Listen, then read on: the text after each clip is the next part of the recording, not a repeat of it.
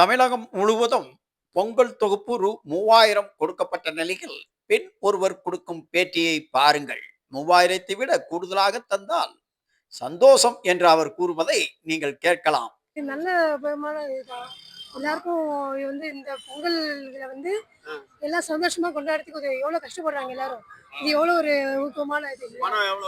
3000 கொடுத்துருக்காங்க. ஓகே, இது இன்க்ரீஸ் பண்ண இன்னும் நல்லா இருக்கும். கரும்பு ஓகே, சூப்பர். இந்த பொங்கல் நல்ல பொங்கலா மகிழ்ச்சி. கண்டிப்பா எல்லாருக்கும் வேற என்ன கரும்பு கரும்பு ஆமா எல்லாம் கிடைச்சது. ரொம்ப ஹாப்பி.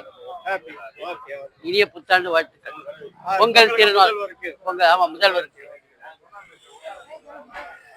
என் பேர் லக்ஷ்மி. நான் இங்கே குரோம்பேட்டை